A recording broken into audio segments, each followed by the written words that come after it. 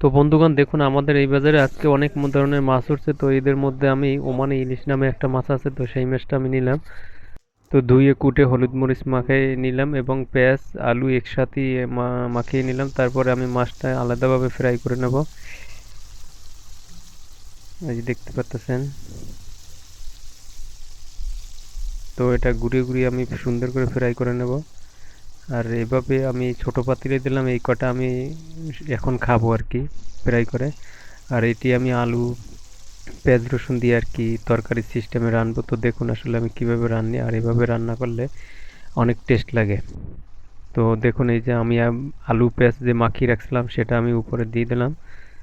তো এই পর্যায়ে আমি একটু ফ্রাই হলে তারপরে এটা আমি পরিমাণ মতো ঝোল দিয়ে দেবো সেদ্ধ হওয়ার জন্য। তো দেখুন আমার ফ্রাই হওয়া কমপ্লিট, এখন আমি ঝোলটা দিয়ে দিলাম। তো এই ঝোলটা হয়ে গেলে তারপরে নামিয়ে নেব। তো দেখুন ঝোলটা টেনে গেছে, তো আমি আর একটু কমিয়ে নেব। তো বন্ধুগণ এই পর্যায়ে আমার তরকারিটা রেডি হয়ে গেছে। তো যদি ভিডিওটা ভালো লাগে অবশ্যই লাইক কমেন্ট শেয়ার করবেন। আর সবাই ভালো থাকবেন। আল্লাহ হাফেজ।